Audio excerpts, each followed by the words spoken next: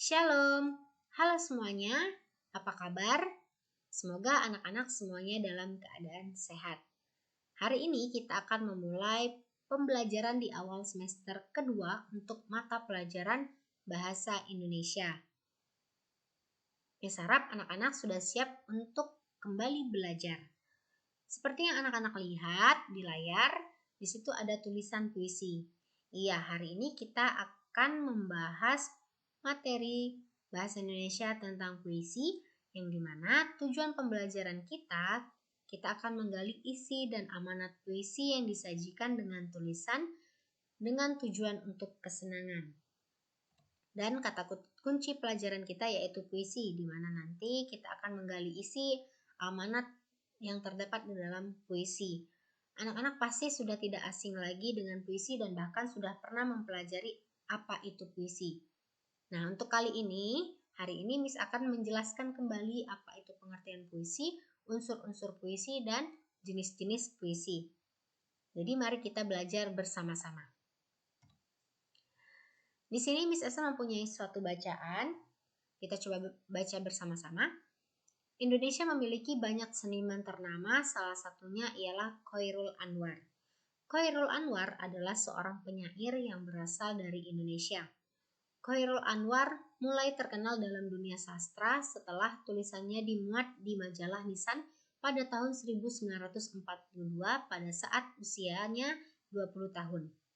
Ia telah menulis sebanyak 94 karya termasuk 70 puisi.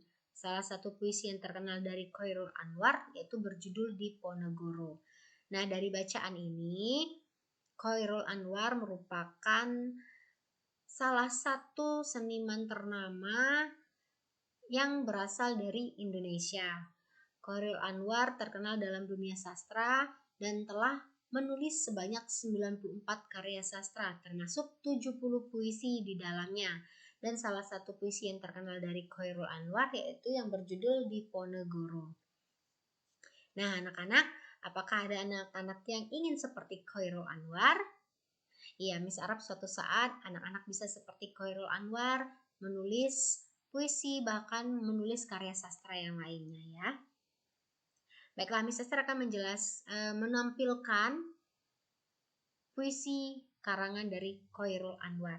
Inilah puisi yang dibuat oleh Chairul Anwar yang berjudul Diponegoro. Berikut Miss Esther tampilkan pembacaan puisi Diponegoro. Diponegoro, karya Chairul Anwar. Di masa pembangunan ini, Tuan hidup kembali, dan bara kagum menjadi api. Di depan sekali menanti, tak gentar lawan banyaknya 100 kali. Pedang di kanan, keris di kiri, berselempang semangat yang tak bisa mati. Maju, ini barisan tak bergenderang berpalu. Kepercayaan tanda menyerbu. Sekali berarti sudah itu mati. Maju, bagimu negeri menyediakan api. Punah di atas menghamba, binasa di atas ditindas. Sesungguhnya jalan ajal baru tercapai jika hidup harus merasai. Maju, serbu, serang, terjang. Demikian pembacaan puisi Diponegoro karya dari Chairul Anwar. Nah, selanjutnya Miss Esther akan menjelaskan pengertian dari puisi. Puisi merupakan curahan perasaan hati penyair terhadap apa yang dirasakan, dilihat, dan dipikirkan dengan menggunakan kata. Penyair berarti pengarang syair atau pengarang puisi. Penyair juga sering disebut sebagai pemuisi. Jadi puisi ini merupakan curahan perasaan hati dari pengarang syair atau pengarang puisi berdasarkan apa yang ia rasakan, yang ia lihat dan ia pikirkan dan dituangkan dalam kata-kata. Itulah merupakan pengertian puisi. Berikutnya unsur-unsur dari puisi. Unsur-unsur puisi di sini rangkum menjadi 5. Yang pertama ada tema, yang kedua ada diksi atau pilihan kata yang tepat, yang ketiga baris atau larik dan bait, yang keempat irama dan rima, dan yang kelima isi dan amanat. Untuk unsur yang pertama, tema. Tema merupakan ide pokok yang mendasari sebuah puisi.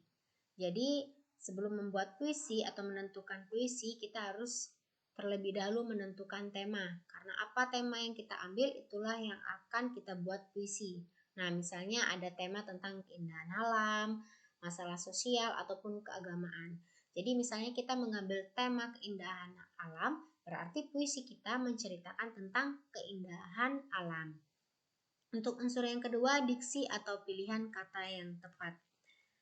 Karena puisi merupakan curahan perasaan atau pikiran yang disampaikan melalui kata-kata, maka diksi merupakan hal yang penting dalam puisi. Karena diksi merupakan pilihan kata yang tepat dari penyair.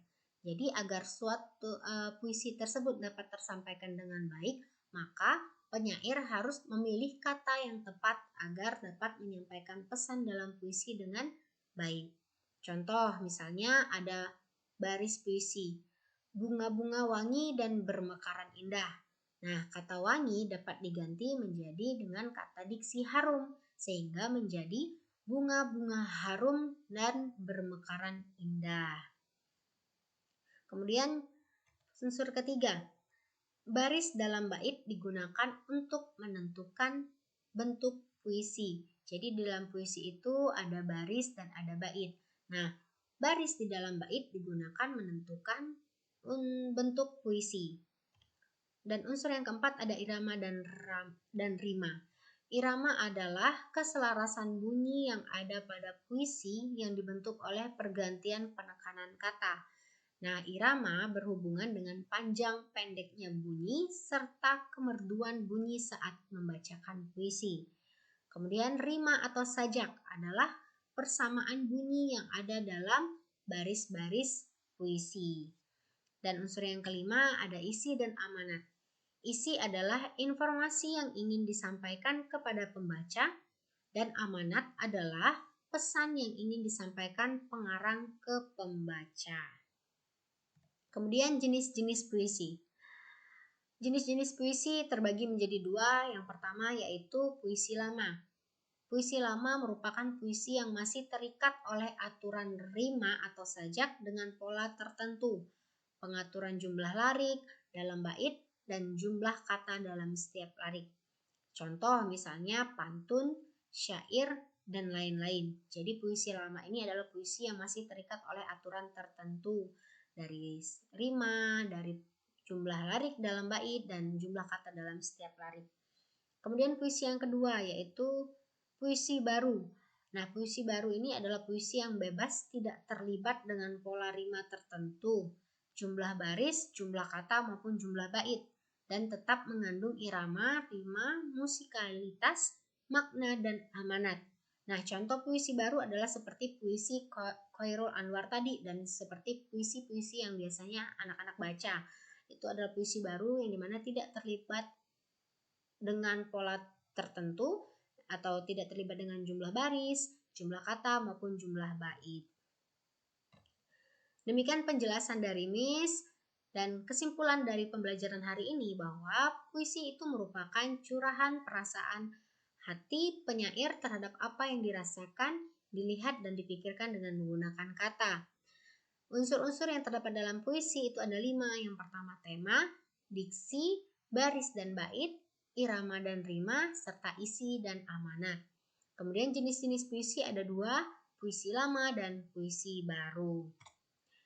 Demikian penjelasan dan pembelajaran untuk hari ini. Semoga apa yang telah Miss jelaskan dapat kita mengerti bersama.